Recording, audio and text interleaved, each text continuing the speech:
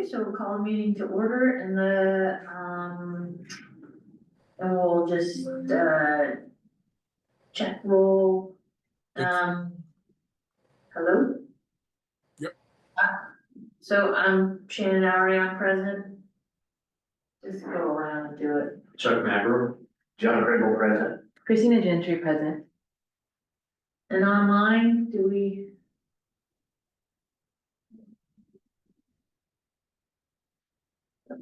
Chitani Baker present.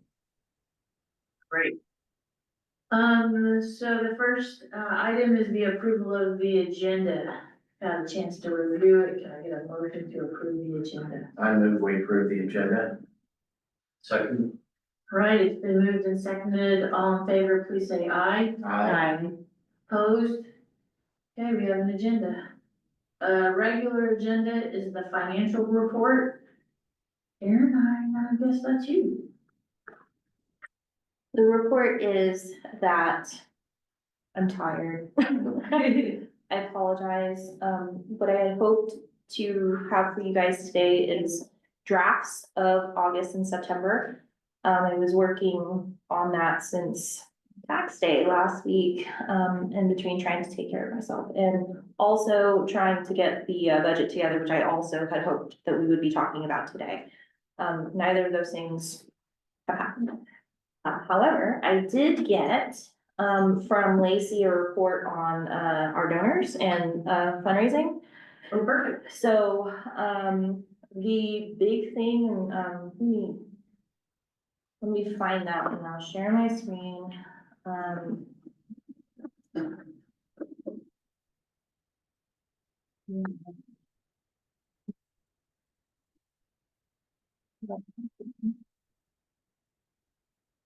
She had mentioned that in general, with the exception of one significant donor, donations are up. The significant donor last year donated $30,000 to the shelter. They have not donated anything this year.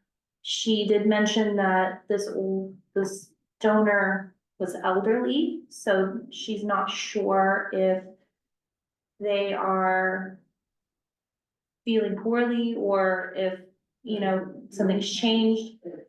So she suggested that we try to reach out to them, and hopefully see how they're doing, wish them well if they are, see if they're interested in making donations to the shelter, or, just trying to reestablish that relationship and bring it back into focus.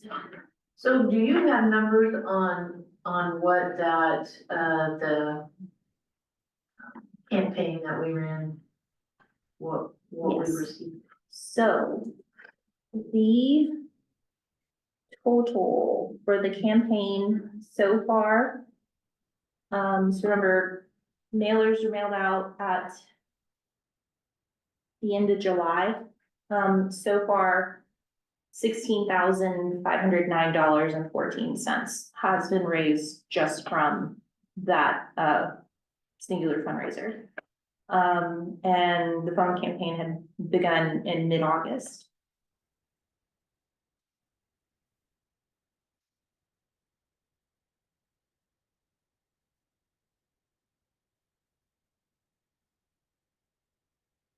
So then for our summary, she had split it out by quarter.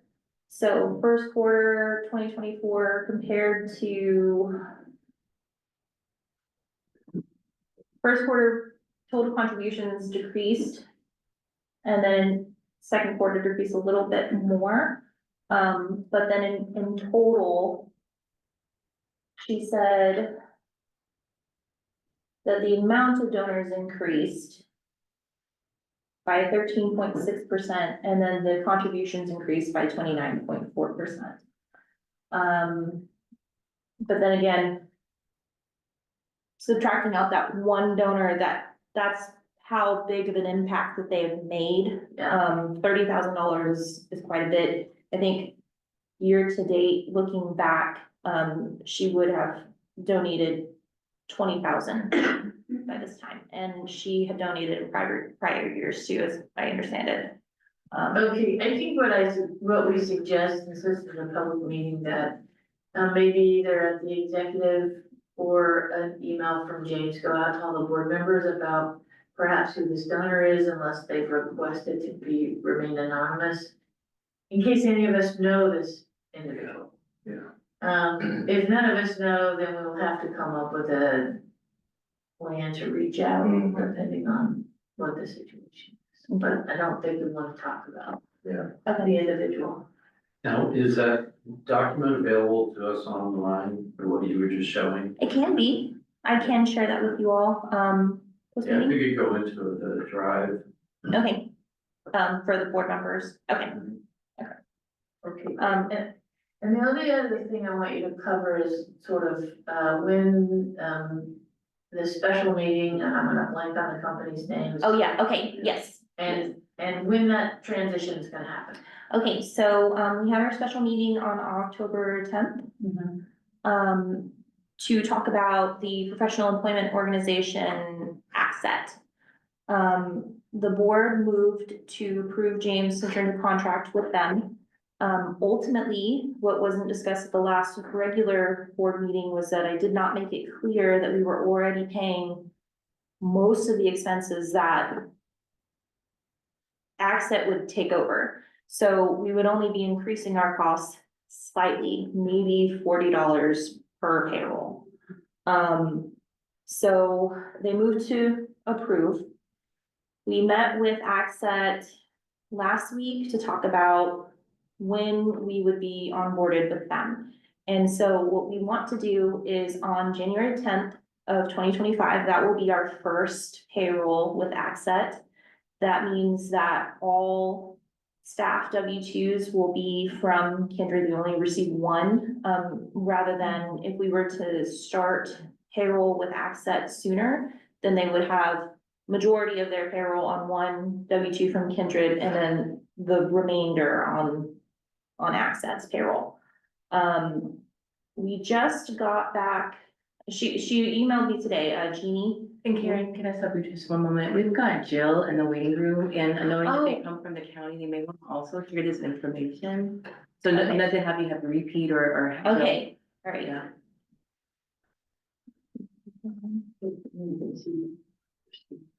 Yeah. Thank you for pointing that out. You're welcome.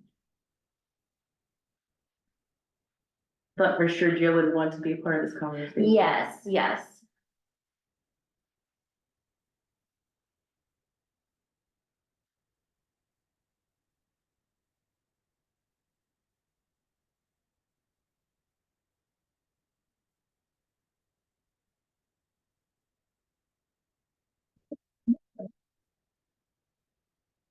Oh, there she is, okay. Okay, so, we met with Jeannie from Accent last Thursday to talk about our implementation plan. We want to start with Accent on January 10th of 2025. So what that means is that administrative fees won't start until January of 2025. There is a implementation. I anticipate that would also start around then, if not end of December. And that was it was $4,000 in just kind of getting us aligned. Today, we got an email from Jeannie saying that she was able to get the health insurance quotes back, so that we will have accurate numbers for when we do have budget meeting. Those numbers will be on there, and they will be accurate. The other thing that we had talked about was training. A lot of the things that we're wanting to implement, I think we're trying to just kind of put off.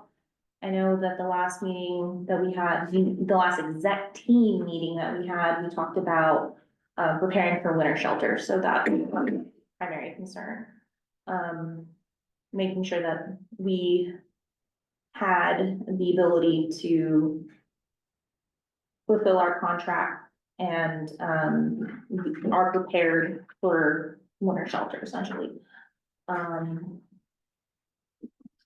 Did you guys have any questions on that?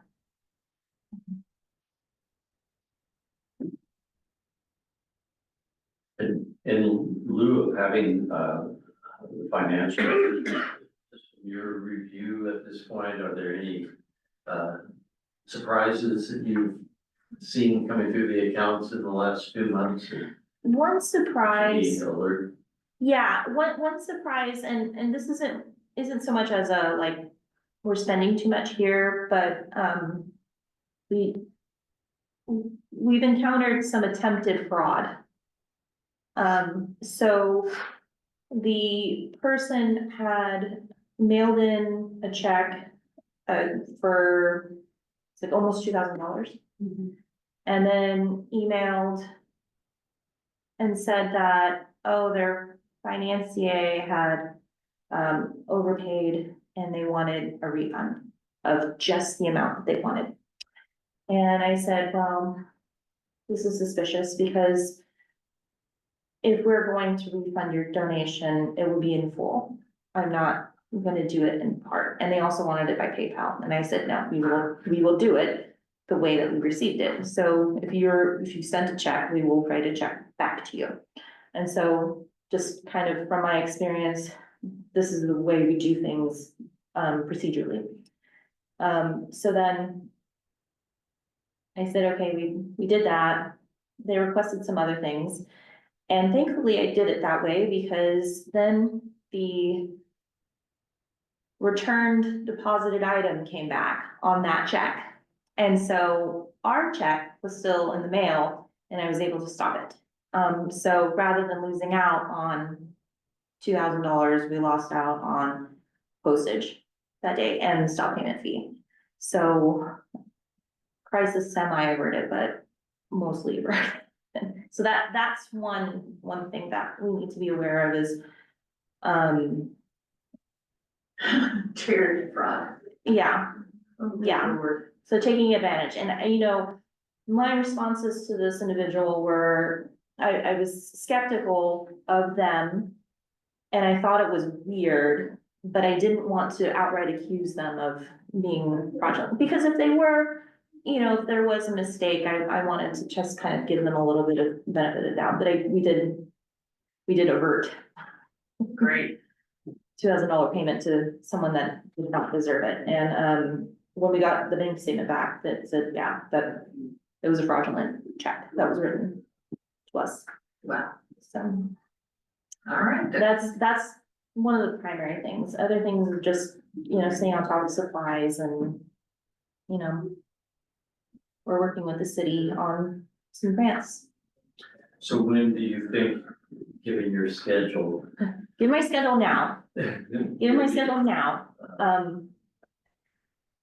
November board meeting, we're gonna have all the financial statements for that budget. And we should have the audit fully in play. I'm still working on that. Frankly, I've not started on it just because of how chaotic it has been with my full-time job. So as part of also the budget meeting, I will include myself as staff salary, for your consideration. So, yeah. You talk a little bit about the, and it may be already in some paperwork if you dig through, the employee paid insurance. Is it 100% paid insurance that we are offering? Is it, No. what's a percentage? The percentage is still 80-20. 80%, LCS will pay and 20%, the employee will pay. Just the employee, not the family members. Excuse me. And this hasn't changed, and I'll wait till you're done. I'm sorry, I'm sorry, I had tissue and it's not there. No. Sorry. Oh, yeah. From right here. I got it. I'm closer. Thank you so much. You're welcome. And just this for clarification for me, and in January 10th, when the Axiom takes kind of full-fledged, how that affect employee insurance, or will it at all? So We don't believe it will affect employee insurance. The impact to employees will be that typically the next month's premium is collected in the prior month. So we're paying in advance for the month. And so that switchover will cause a slight logistical issue, but we are going to be working with Accent to figure out how we're going to not burden the staff with that switchover. The switchover, with it being January 10th, that's the payroll that starts in December. So I believe it's December 22nd through January 4th. And then that payroll would be January 10th. So rather, I think we had talked about in our special meeting on the 10th, that we didn't want to also inconvenience staff with having 2 open enrollments. So right now, working with Accent to get us the health quotes, select a plan, and then be able to go into that, selecting a plan, having 1 open enrollment that would be effective on the first of the year. Will they be able to bridge deductibles and co-insurance and things of that sort, you know, or what cycle are we on with our health insurance right now? Do you mean like how we pay our insurance bill? No, Or do you have the December renewal so that insurance A will stop at the end of December and insurance B will take over in January? Yes, that is exactly the plan. Thank you. Great. Anything else? That is it. I'm sorry, you guys. Like I said,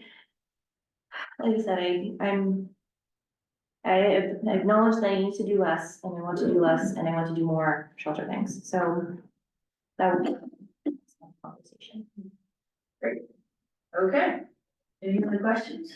Board members?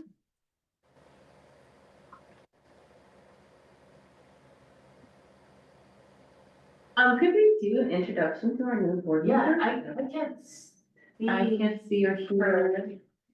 the individual, but I'd love to get an intro. And then She was there. She is.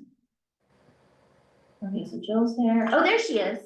Okay, hold on. Let me stop my screen sharing.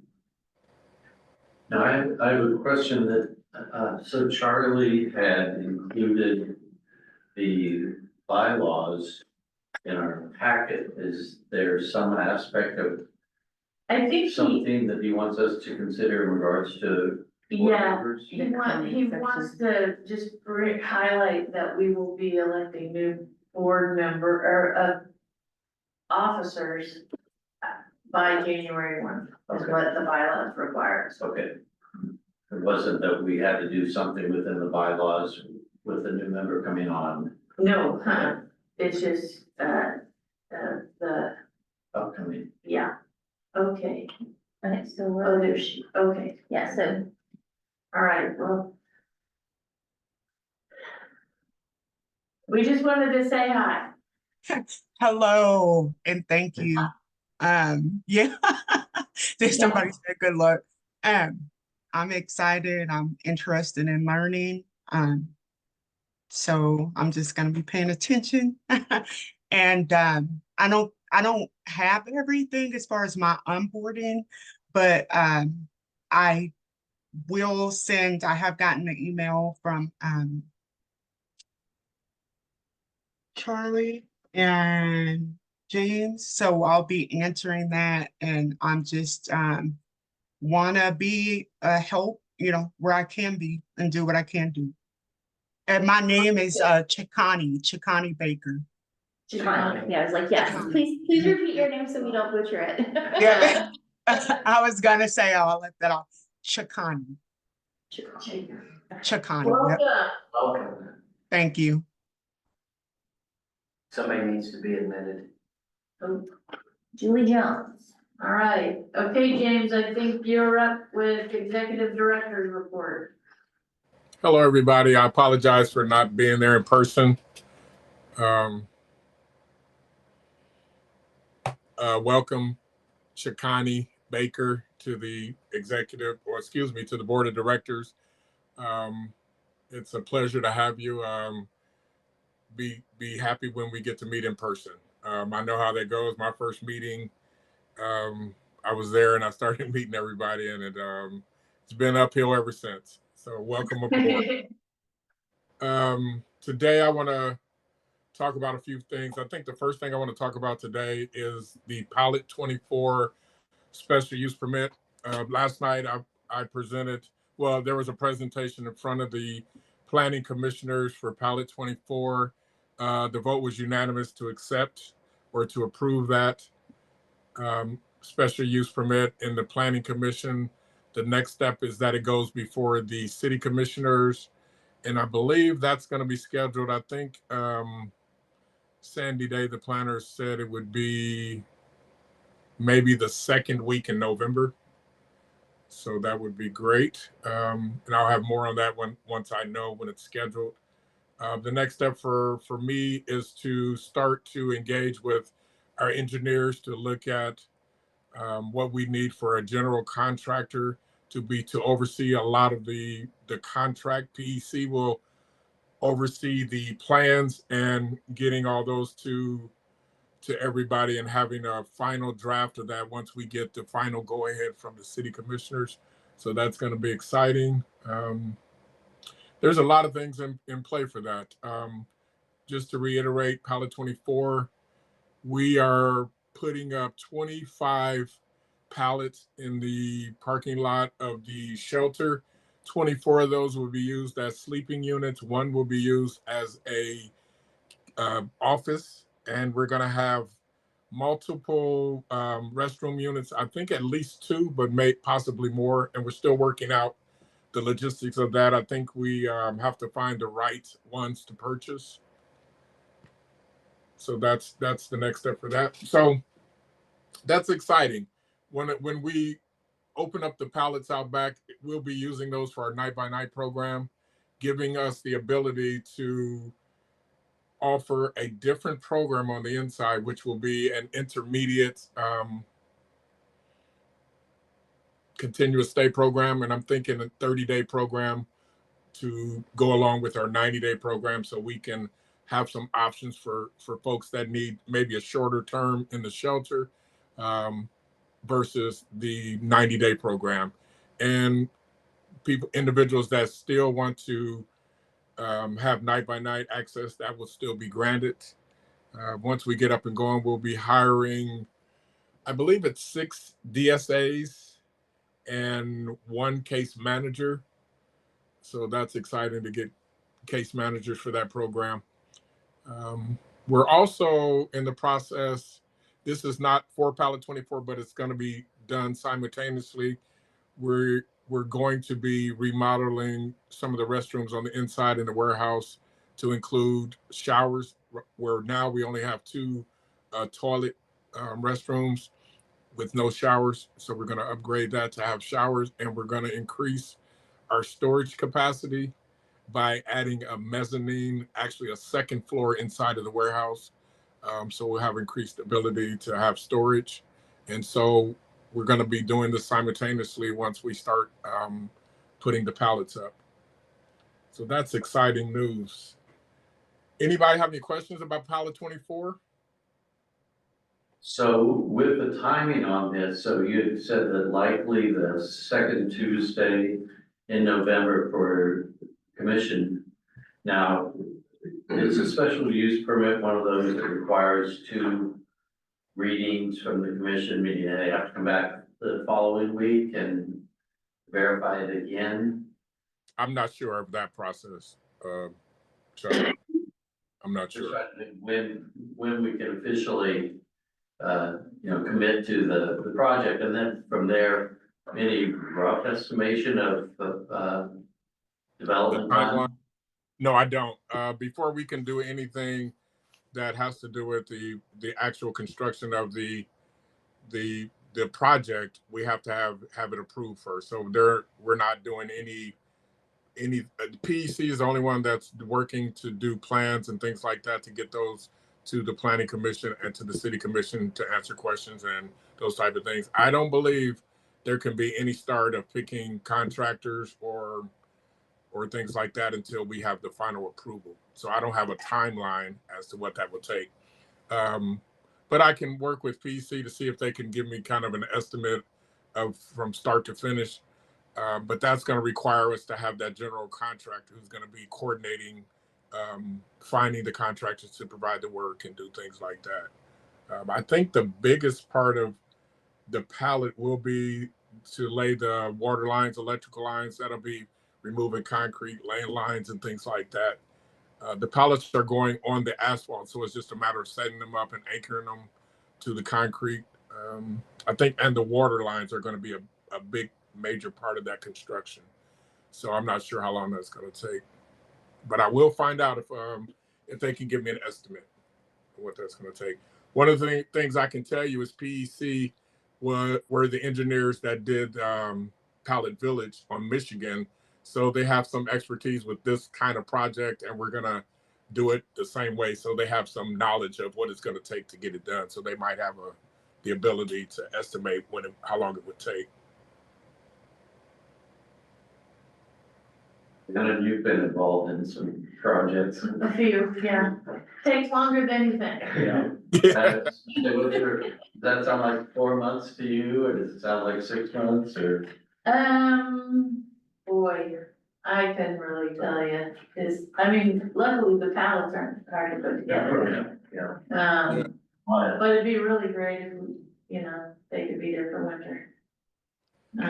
Ain't gonna happen in January. No, No. you're not gonna do your water line. So, Shannon, you said it'd be good if we had them by winter. So I'm gonna segue right into my next part of my report is going to be talking about the Monarch units. We finally finished with the lead abatements. We had an inspector come out and inspect the units for mold. We believe there was mold. Well, we saw the mold, but we didn't know to what extent it was prevalent in the Monarch units. So we wanted professionals to come out and do a test, and they had to actually go through, take samples of the mold, kind of analyze what kind of mold it was, and then give us a price to quote what it would take to abate it. They found significant mold in 3 units. They came out and did that abatement. I think that abatement took at least a week or more, where they tore walls out, they treated the mold, they painted the parts that have been treated. And so now we have 3 units that have no walls, no ceilings and things like that. So I had a contractor come out and walk through every unit to get to start to put together an estimate of what it would take to get the units up and running.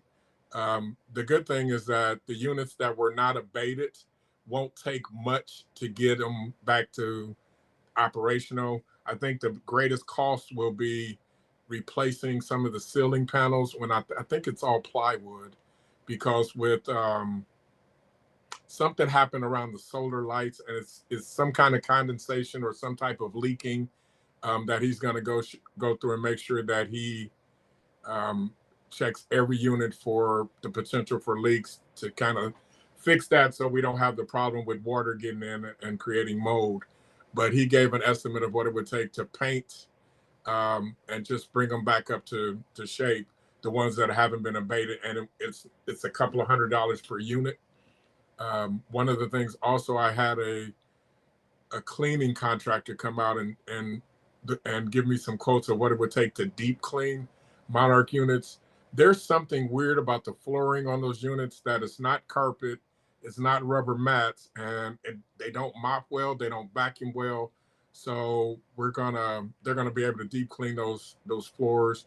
The good news is that we have about 4 units that are not going to require extensive repairs. So we're going Saturday, we're getting those deep cleaned, and we'll be ready to start moving people in those 4 units while we start working on the other units. So my plan is to start getting those up to speed as we can, which the last 3 units to be brought up to speed will be the ones that have been abated and require more extensive maintenance.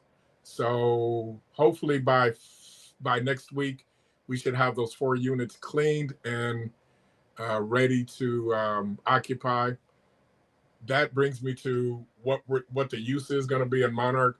I've been working with Misty from the city to develop a way we can use those for people that have greater needs. We've thought about using them for respite units. We've thought about using those units for individuals that have more needs, that are maybe elderly or disabled, or that need hospice. So we can give them longer time and we can have community support come out, so we don't have to exit someone because they're beyond our scope of care. There are a lot of times where we have guests that we work with, but it becomes more obvious that they require more care to do the basic needs of self-care, which is beyond our scope of care because we're not um, set up to provide that type of care. But we're working with identifying community partners that would come in daily to work with individuals, so we can house them and then start to segue them into some other types of housing opportunities, maybe nursing facilities or other hospice units or things like that. But we are developing a way that we can start to provide the housing for individuals with support from the community agencies to provide that extra support. I think we have one person now that we've identified will be one of our first candidates. And I know Misty's been working really hard to coordinate the care that this person needs. They've gotten a Jayhawk assessment. They're working with Bert Nash. They're working with all the individuals that they need in order to make that stay successful. Now, we will still be responsible for, they will still be one of our guests. So we will provide the same level of care we provide anyone else. So with meals and things like that, we still will be doing that. I've also have some meetings set up with reentry. They were interested in maybe having access to some units that where we have people that are getting out of institution that need some longer term care and some other types of housing situations. And I'm definitely willing to work with them because they do provide the case management and the connection to services that their individuals need. It's been a wonderful relationship working with reentry since I've been there. So I think that'll be a great thing. I saw Misty put a comment in. Karen, can you read her comment? I couldn't read it totally. The city commission's first reading is Tuesday, November 12th. And the city commission's second reading is Tuesday, November 19th. Okay, so that'll be on the special use permit. Okay, great. Thank you, Misty. Chuck, can you tell me what that means? I'm not versed with the special use permit, but the first reading does what? Well, I mean, it's really, I think in a lot of ways regarded as a part of a more significant decision by the commission, so that once the initial choice has been made, the public has a level of awareness and gives them one more chance to provide input before the second reading. It's rare when there's anything that changes between the first and the second reading. It usually, once it passes the first time, typically I would say goes on the consent agenda and it's not even spoken of at the meeting. So it's a requirement and it's but I don't think it's usually an impediment. But, and that's my experience also, but you cannot actually move forward until after that second reading. Okay. It's not final until Right. that second reading. And that's the thing that's been drummed into me, is that I think we can't start any of the process toward the project until we get the final approval. So thank you, Chuck. Any questions about Monarch or Pallet 24? I had a few questions, because as we're looking at the special use permit and then increasing the pallets, and I know there's a difference in the Monarch and the pallet units interior. But tell me, like, what difference would it be in, we're not looking at replacement and ceiling panels and mold in the pallet villages a year or two from now. Is there a certain kind of way that irrigation is run? Are we looking at maintenance that may be different, or including into the scope of like what cost would take to continue to keep these up and running and useful into the next couple of years? I'm just thinking of us running into some issues with mold as we look at the different temperatures and all throughout the year that we plan on continuing to use these. They won't be newer models in the end of this year, next year. So what is the difference? How can we continue to maintain them? So they're not looking at these costs to clean and maintenance them. That's a great question, Christina. One of the biggest differences between Pallet and Monarch is Pallet has no water running to the units. It's just air conditioning and heating units. So there's no water involved. There's no showers being taken in there. And so they're made differently. It's a whole different construction of a unit. The Monarch units are actually shipping containers. So what they did is build a room inside of the shipping container.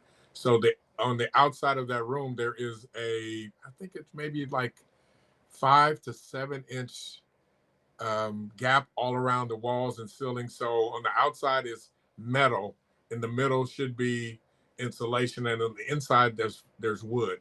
So it's like a room inside of that shell, which is all metal, which doesn't allow the evaporation of moisture well. So what we've learned subsequently about Monarch is that the split units that they have for heating and cooling, they should be on 24/7 when occupied, because even the slightest bit of moisture from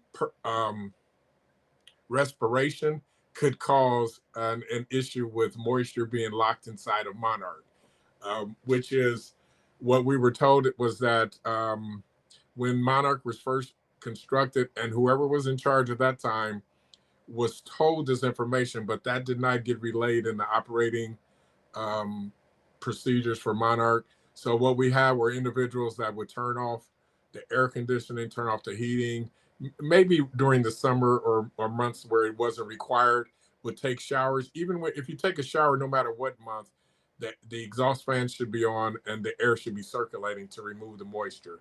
Now, along with the possibility, and I believe it's a fact, is that those solar panels need to be sealed at the attach points, because they believe that there might be some seepage from those solar panels. And so when the contractor bids this, he's going to bid making sure that they're sealed with silicone so they don't leak. He's going to do a check on that. So the difference between Pallet and Monarch is a great difference, and we don't expect any issues with mold or moisture in Pallet. Yeah, thank you for that. I'm really excited to hear about the individual. I'm imagining that person that you have as a potential partner in the first Monarch unit. Can you hear me? Yes. Is that person coming from Jayhawk Agency on Aging? Is that like a person that we know is a senior that you have in mind for the individual you're moving into the Monarch units? Well, that person was referred to us from the HRT team. Misty, do you want to talk about that? We don't have to reveal who it is, but. Oh, absolutely no identifying. I just wanted to know the agencies by which you are receiving some folks and the partnerships you're making is a potential respite for the Monarch units. And then I'm also thinking of some MOUs we could have with, like, say, Willow, for those fleeing from domestic abuse and violence. That could be a very great space for them to have that continual service and direct service meet needs. So yeah, it's very exciting. I just wanted to know how we can make sure it continues to stay up and operational in coming years. Did you want? Yeah, you want to talk about that person, or the process for the person that I'm talking about? Yes. So this is a a 71-year-old female who's basically blind and became homeless recently. And she ended up at the TRC, and they gave me a call because they really weren't sure what to do with her. And so we kind of just dug in with her. Brett Hartford has been a contact. Actually, he and I and Bob Transky worked on it all weekend trying to figure out a plan. And then we pulled a meeting together with her MCO and K-Dads and Jayhawk, and just got a lot of things done. And she's a difficult gal. So we had to like hold some things over her head, like, if you want housing, you have to complete these things. She is used to somebody else paying her bills, and she just wanted to keep on doing that, but that's not realistic long term. So there's just so many different details to sort out, but basically what we got is a partnership between some peers, the homeless response team. She's being assessed for a frail and elderly waiver, which would give her some in-home supports as well. And like Matthew and his team are working on housing that she would be eligible for through the housing authority. And so it's just going to take a little bit. So this will allow us to have her somewhere safe, and that we can check in daily. And that's our commitment, is to check in daily on her, and to, she has to allow us into her unit so we can make sure that, things are on the up and up, and nothing's being, that everything's being taken care of. And that, her needs are also being met. So, but yeah, I really appreciate, having this option for people like this that don't fit anywhere else right now. And the fact that she's elderly and blind, and her other option was a tent outside in the community, is not good. So this is what we were able to pull together, and it's amazing, and I really appreciate the shelter for being able to work with us on that. That's excellent. Sounds like an excellent use for honor. Yeah, thank you for sharing that. That those are the stories that, make sure that we are doing this job. And it sounds like there's a whole team that is working with this individual, meeting them where they are, and we're continuing to do that. So I like to hear those kind of stories. Thank you for sharing that. Thank you, Misty.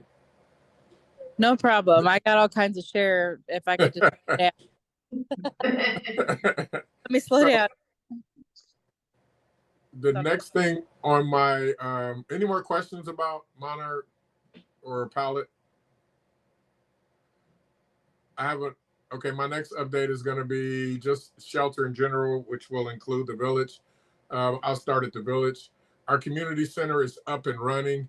We are currently working on finalizing a few construction things. We just put a step out the back door, which, because of the surface, I think it's that's, I don't know the term for that, rubber or what they use, but we had a major dropout back after we removed the original building. So Misty hired a contractor. They came out and put in a step, which is going to be a great thing.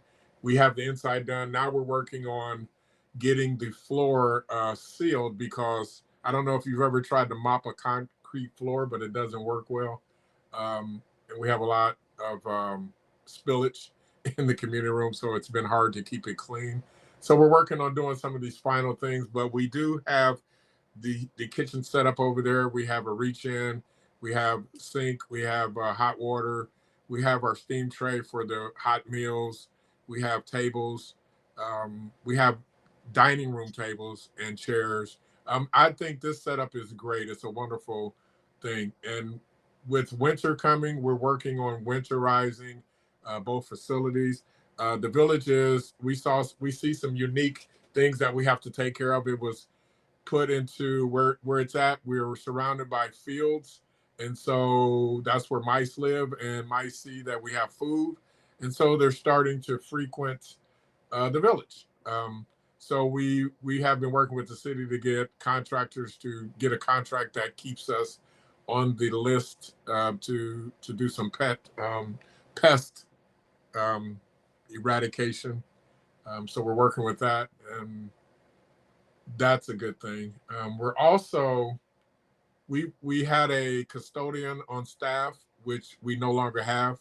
He resigned, and so right now I had some custodial companies come through and just look at what it would take to bid cleaning the village. The reason is I want to make sure that we're utilizing the best needs for the funds. So I'm not thinking of hiring somebody to do it 7 days a week, 24/7, but I believe we need professional cleaning at least 3 to 4 times a week where we can sanitize the restrooms down because our DSAs do clean the community room, they clean the restrooms and the laundromat, but we need them to be sanitized from top to bottom, just for sanitation and safety. So we had, I believe, 3 or 4. How many did we have, Megan? Did we have 3 agencies come through? 3 quotes so far. Okay, we have 3 quotes come through, and once I see those, we'll look at comparatively, would it be beneficial to hire someone, or should we look at engaging with the custodial company to see what the best way to do that would be. So we also are looking at hiring a maintenance person. It just so happens our custodial person was also maintenance. He did maintenance. And we did not realize how well we had it. But you always realize that when you lose somebody, how the value they were to your organization. That's unfortunate, but it's hard to replace somebody that did all those things in one package. So we're looking at better ways to do that, to be efficient, to make sure those things get done.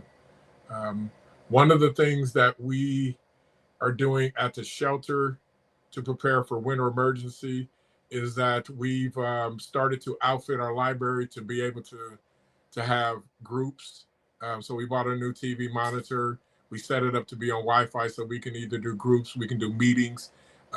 We've developed MOUs with a couple of agencies. One is Sexual Trauma and Abuse Center, and one is DECA. Megan, I want to give a shout out to Megan. She worked tirelessly to coordinate with these agencies to get these MOUs signed so they can provide some services during winter emergency when we have a lot of people in the building. Do you want to talk about the scope of those MOUs, Megan? Yeah, so I'll start off with the care center. What we want to do there is have office hours for day programming out of the shelter, because during winter shelter, we want this to be set up for success for people. And we want them to have opportunities to, have direct streamlined services at the shelter. So what we're really going to do is just have the office hours and have, the care center out there for, counseling, if there's a crisis response, if there's, any advocacy and education. Those are all going to be really important components for people to have streamlined access to. And then another thing that we did with DECA is we want to get peer support out there, because we know that people with lived experience with substance use disorder, it's so prominent in the unhoused community and mental health. And so I wrote an MOU in the past week with DECA, and I submitted that today for their CEO to review. But the day programming is going to be extremely beneficial, and when people are there all day, it's a great opportunity for us to bridge the gap with these community resources, and have them have a name to a face. So that's really, I'm still working on some other agencies. I do want to write an MOU with the Willow. And so that is going to be in the works, and we're just trying to get this as many MOUs as we can. So we get this done. And does Heartland Rate Act still come out to the? Heartland Rate Act, I believe, still comes out. I don't think to the extent that they used to, but I think with winter shelter coming up, we're gonna probably increase that again. Because we have a lot of people, I mean, we don't really have that many people there during the day. Right. So, and then Wellness Wednesdays, we're gonna have our Wellness Wednesday, the last Wednesday of the month, this month. And so we will have our community partners out there and accessible at shelter. Great. And Wellness Wednesday this month, next week we'll be at the main shelter. Yes. They're going to be doing immunizations, and we have a lot of people signed up. We have a lot of new folks in 90-day program that have not had access to Wellness Wednesday, so we're seeing a sign up there. Thank you, Megan. Thank you. There was something I wanted to talk about.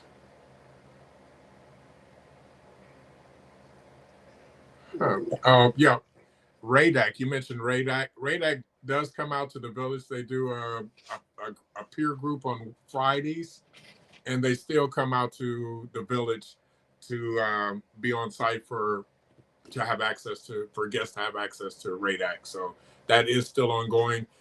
They did not have a great turnout at the shelter, so they moved to the village, and that seems to be working a lot better. But they do go both places as needed. So they are still on board and still one of our partners. In preparing for winter shelter, we have placed another call for donations on our website. So we're still needing to donations for clothing, socks, hats, gloves, and blankets. One of the things that we're seeing is that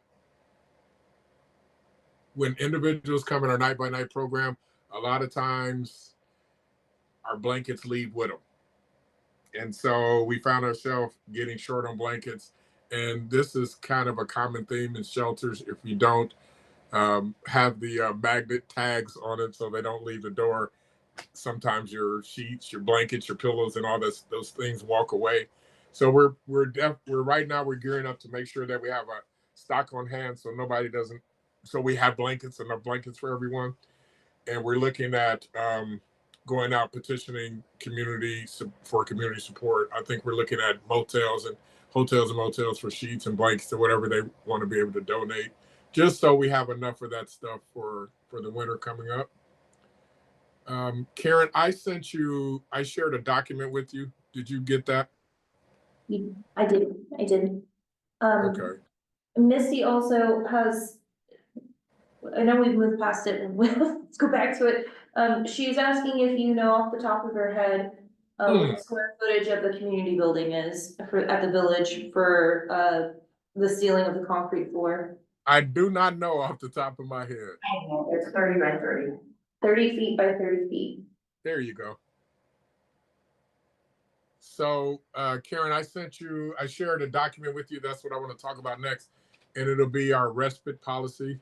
I wanted to cover this. I know there were some questions about our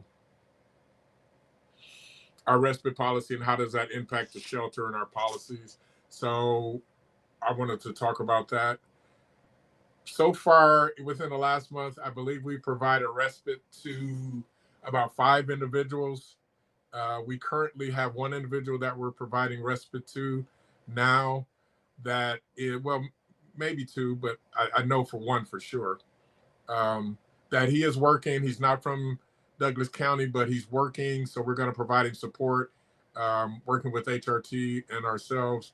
So he's working to establish residency while he's working. So we're going to look at allowing him to be in one of our continuous stay programs once we get the final okay from HRT.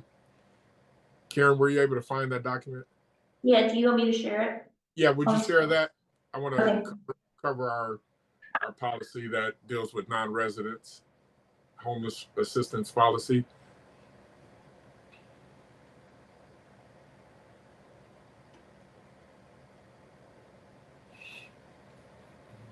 Right, should be on y'all's screens too. Or maybe, no, I need to share my screen. That would be helpful. I actually don't see anything on your screen. Oh. Yeah. All right. This is our non-resident homeless assistance policy. And the objective was to ensure fair and consistent access to shelter and basic services for non-resident homeless individuals by promoting pathways to long-term stability. The overview of our policy is non-resident homeless individuals seeking assistance will undergo a prompt assessment by the homeless response team to determine their immediate needs and eligibility for services. This initial evaluation will prioritize safety, vulnerability, and individual circumstances. Individuals will receive access to shelter, meals, and essential services for a period of up to 3 business days. For clarity, weekend days will not be included in the 3-day allotment. Services provided during this period will include access to emergency shelter, meals, hygiene facilities, clothing, and other urgent needs. For the weekend, the process is if we have someone that presents as not from Douglas County, we'll make a determination at that time. Will we allow them? Usually, we allow them respite for those 2 days with an assurance that we call HRT on Monday to get approval from HRT for them to have 3-day respite, so they can work with them to get them the assistance that they need. That referral process looks like during that initial 3-day period, the homeless response team will coordinate with local service providers, make relevant referrals to appropriate agencies for short-term support. These referrals will include, but are not limited to, the Lawrence Community Shelter, food pantries, employment services, and mental health resources. From there, HRT will try to coordinate services with individuals' point of origin and assist them in assessing these services, as well as confirming they have reached their destination and made contact with their supports. So I know it says point of origin, but if someone says they have support somewhere and they would like to go there, Misty's team works with them to ensure that its support is there and that they will be well received once they make that trip. So it's not just where do you want to go and they buy a ticket. They actually reach out and make connections, so we'll know that that's a good referral. So extended support consideration upon referral to the Lawrence Community Shelter case managers and the management team will assess whether the individual qualifies for extended services beyond the initial respite period. The assessment will consider the individual's specific needs, health status, and any extenuating circumstances that may require longer-term support. What that looks like is if someone comes, they're 3-day, and then they have some circumstance that says they'd like to stay in Douglas County. They have a job. They have maybe children here. I know that's happened one time. Maybe they have family here. Maybe they've been previous residents here. We talked to them about what their goals are to stay in Douglas County, and we're confirming all this before we make a decision to have them stay at the shelter. One of the biggest things we want to make sure is that they have some form of support or some ability to move to the next level other than just the shelter. So a lot of times individuals that are working, we definitely consider them to stay at the shelter and work with getting housed and things like that. So we have the homeless response team contact number, evaluation and accountability. The homeless response team will track the outcomes of referral and service provision, ensuring ongoing communication with service providers to guarantee that individuals receive the most appropriate care and resources.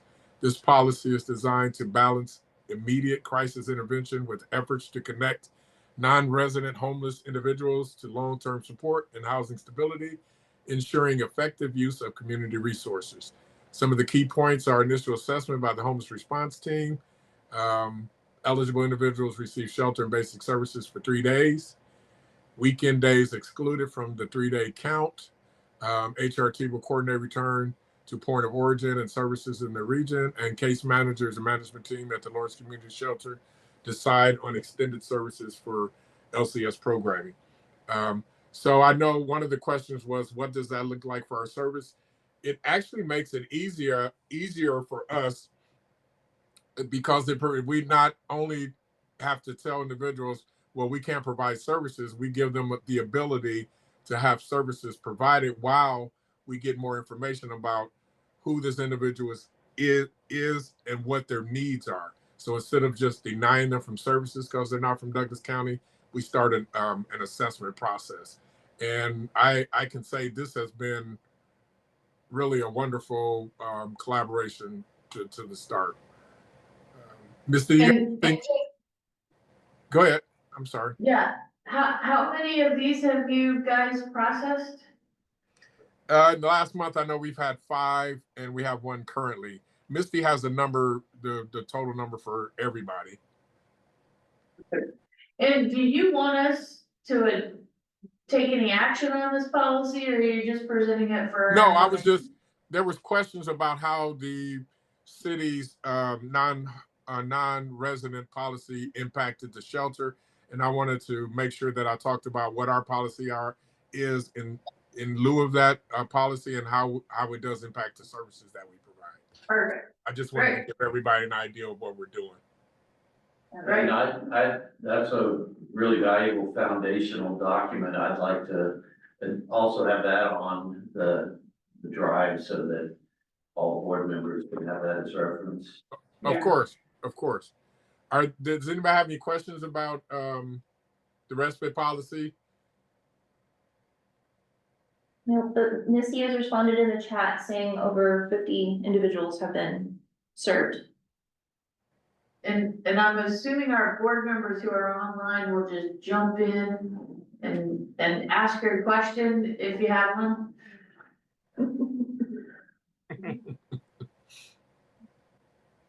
Okay. Okay. James, is that all you have? Yep, that's all I have for now. I think, well, there was another question. Chuck, do you want to talk about the question about what our numbers mean when it comes to percentage of capacity? Yeah, I guess that's certainly something I'd like to have a sense of. You know, that's something we've had presented in the past at meetings, and you know, I see that it seems like we're holding at about 40 at Pallet Village. Is that a suitable number? Are we, you know, still onboarding new guests, or how's that process playing out? Yeah, Pallet Village is the transient nature of people exists when they're in structured settings as well as when they're not. So we have a lot of people that come in and for whatever reason don't want to stay. And so we have some that just don't come back. We have constant turnover at the village because of various reasons. And so we have a waiting list, and our case managers and our team are constantly interviewing people, trying to find community, the agencies that referred people to contact with people that are on the list to interview them to come into Pallet. So that's an ongoing thing. So that process, I don't think it's broken. It's just the nature of people having lives and doing different things and not staying put at the village. We are experiencing a lot of individuals that are getting moved into housing from the village. So that's the nature of the village.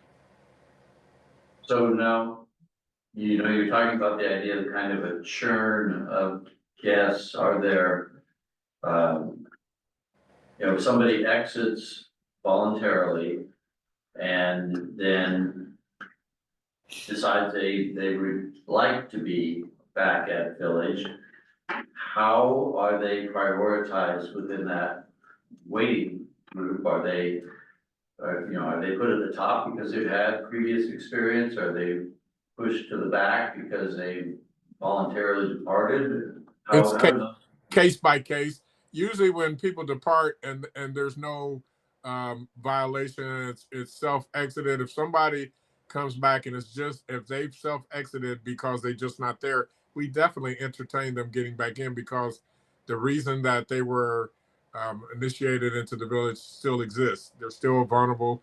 They still have that need. And if there's no behavioral concerns about them being exited, we definitely give them an opportunity to come back.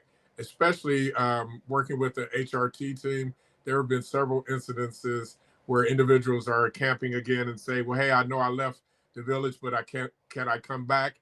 And since we have a case manager on the HRT team, she's always asking, is that a possibility? And then we meet with them, we develop a plan of what a different stay would look like at the village. And we try to have better accountability of why they're leaving or getting or asking for passes or things like that instead of just walking away. So there's not a hard fast rule where everybody gets a priority if they live there, but we definitely try to reconsider someone that left because they hadn't really decided to stay there, if that makes sense. So there are second chances. Of course, of course. Jill's comment, and she had to leave, says related to RAID Act, that service is primarily driven by referrals from LCS staff. Just want to be sure I mention that it's a county funded resource, so if there are ways to improve that relationship, to let her know. Okay.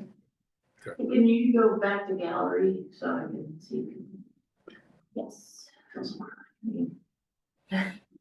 All right, so the next item is the executive committee report, and the item is consideration of the public comment policy.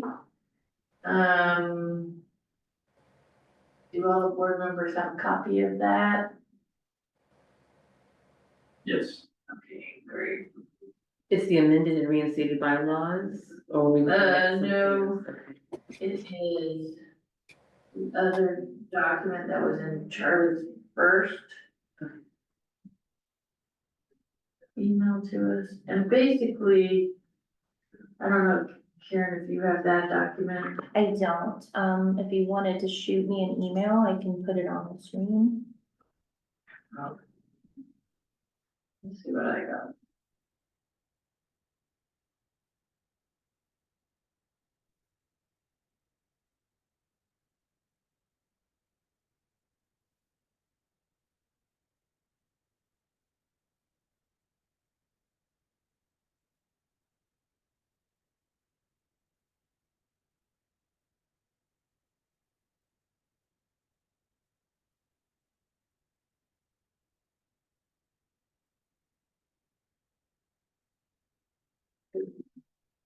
Karen S. at lawrenceshelter.org.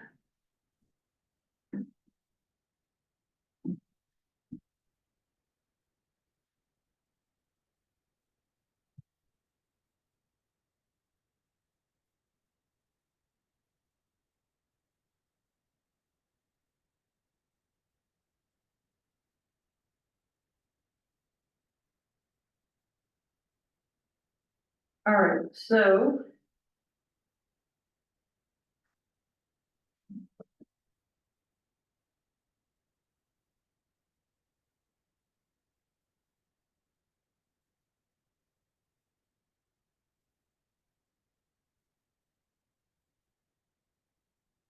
All right, well, I don't know.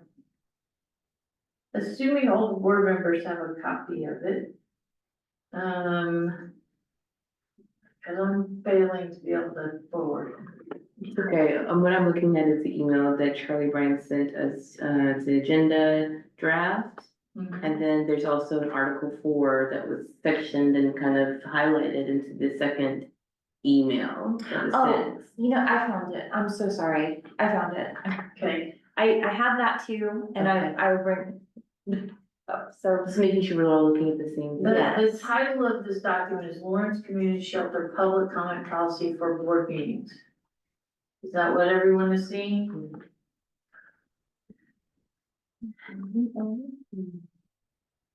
Okay, and so I guess I'll just take any comments Yeah, on this policy, or people want changes made to it. I guess the thing that so we've got an overlap in some ways between this and what we've talked about in the grievance policy in the past. And that's one area where I'm slightly, I mean, I think there are parallel channels, but, you know, for instance, like the heading that says topics not considered relevant, comments that address specific operational practices, staff performance, individual grievances, or personal matters are outside the scope of the board. Just for public comment. Right, I think that would be handled in the grievance procedure versus this would be general public comment. And the public comment is then regarded as something that is a public document and Correct. viewable by any member of the community. Correct. Okay, It will be attached as an addendum to our board package. okay.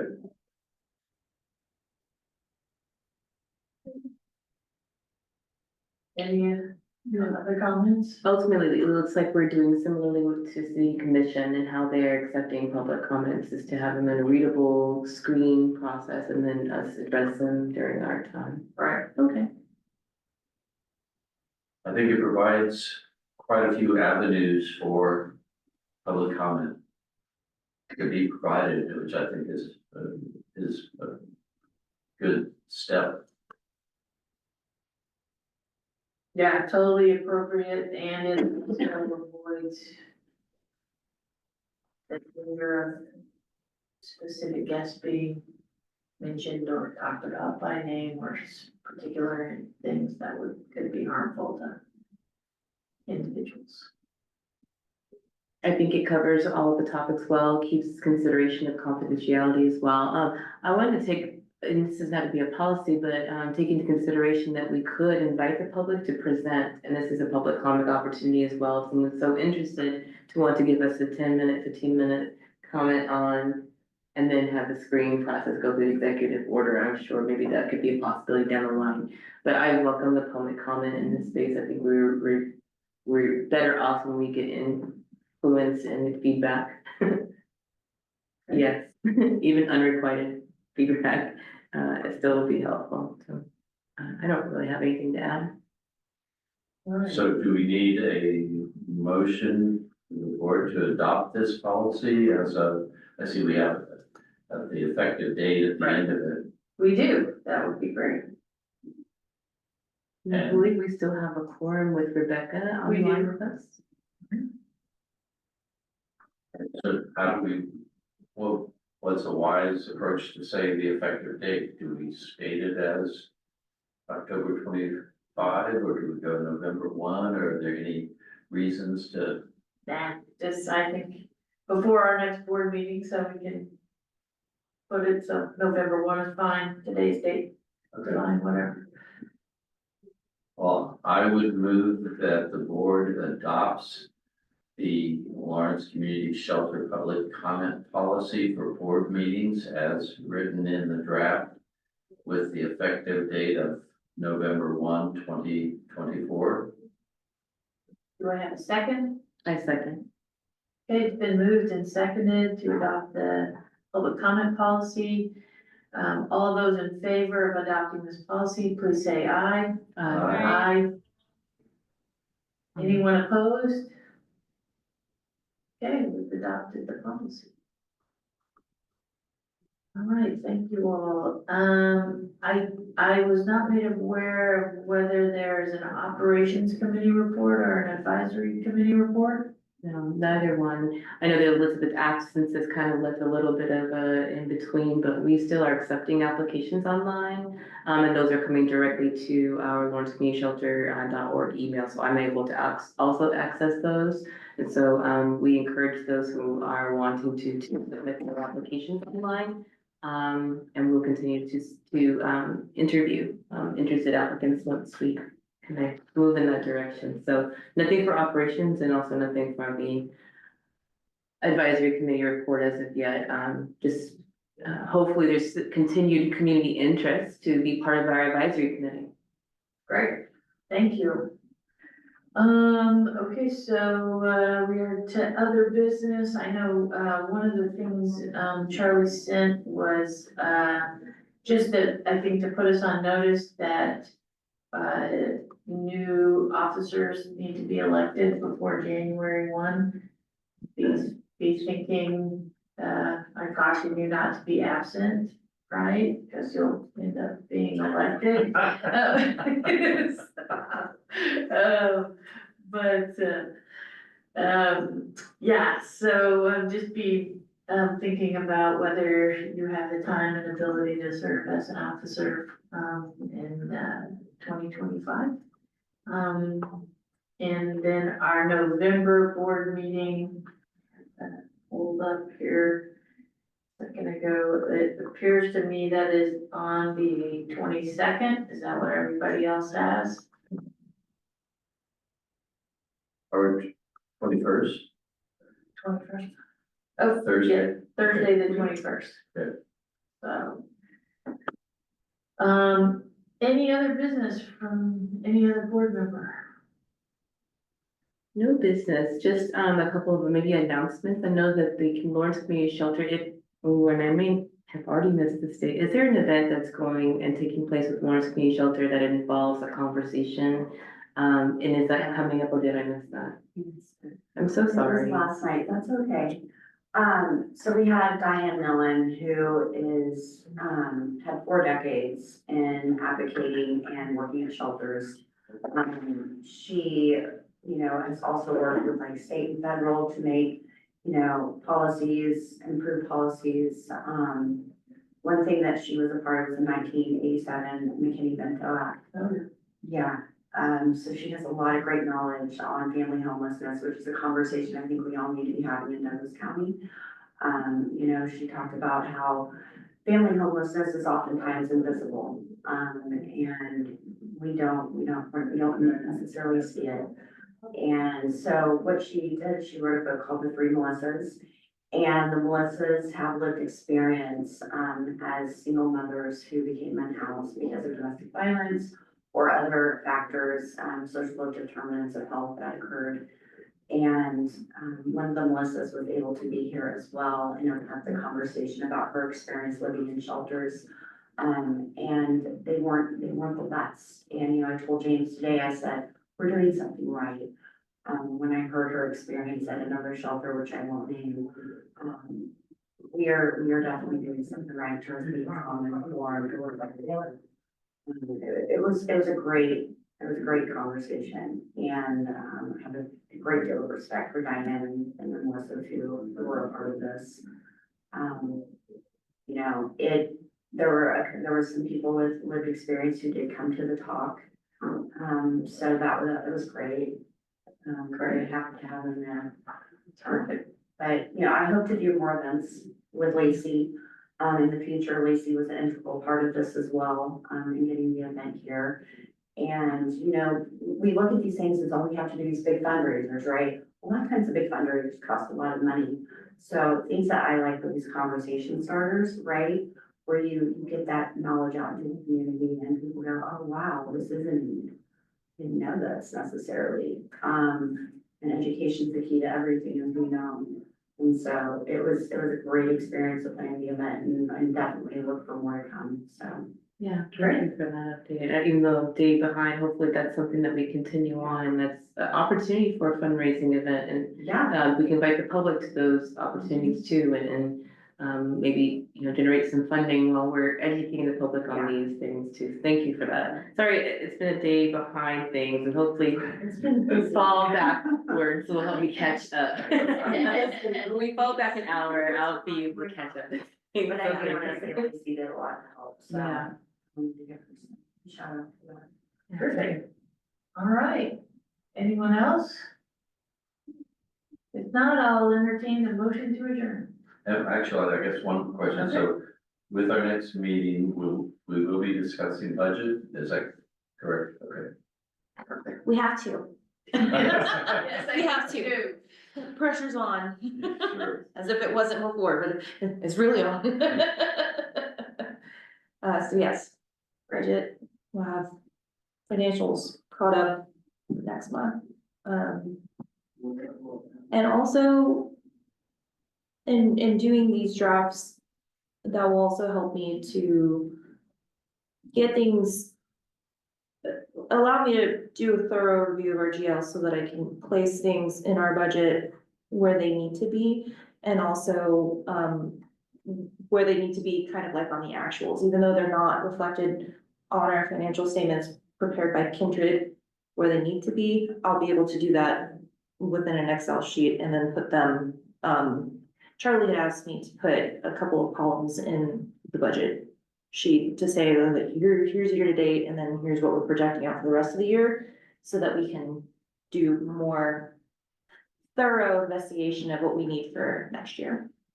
So, Great. And I think it's inspirational to think about the donations within our community and the possibility. I saw the article, I think it was in the Washington Post, that was saying where you look at each zip code in the country and find out the contributions to the presidential election. And I believe Lawrence has contributed somewhere around $700,000 to $800,000 to the presidential campaigns. Now, if we could just touch a small portion of that and get those contributions within the community, it would yes, be immense. Yeah.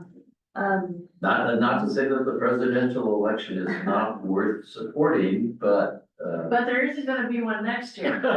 There's no. there you go, take that enthusiasm. and roll it over.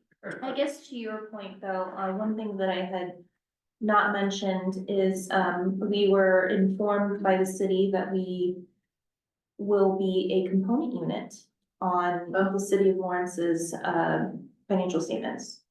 So what that means is, they will incorporate our financial statements into theirs, just because the majority of our funding does come from the city. However, long-term goal is to not be so reliant on the city, which that would be nice, just to be self-funded, through the generosity of others and not through taxes necessarily. Not to say that that's a bad thing, but, depending on who you are, it could be. But yes, so that is one thing that I did forget to mention, as far as like financial reporting. So that will start next year. That also means that the audit will be done by April for 2024. So, yay, we back on track. Just one question before we wrap up the in-year, and there's so much. Do we anticipate making a report, an annual report, creating one or some kind of report out to the community about all those things? I know that we have a Facebook page, we have all those things. Is there something that we can compile as a report for our organization? Like, So several months ago, prior to my chaotic life happening, Lacey had approached me, to do an annual report, and I don't recall, do you remember if she had one put out for 2023? Not that I remember, no. Okay, but I do think it would be important for 2024 because of all of the changes and the progress that we have been making, that yes, that would be an excellent thing to have and to have again, because I know on our website, we do have some from several years prior. And Lacey was actually really excited about that project, to do an annual report, because she thought, that would be really impactful, so. Yep. Good way, just like we did a couple months ago, talking about, reflecting on, the progress that's been made, with the new executive director and this new board and, things that we are looking forward to doing and goal setting and all that, so. Great, good news to have. perfect. All right, You looking for a motion to adjourn? I am. I move that we adjourn our meeting today. Great. Do I have a second? Second. All in favor, say aye. Opposed? All right, we are adjourned. All right, thank you, everybody. Thank you. And, yeah.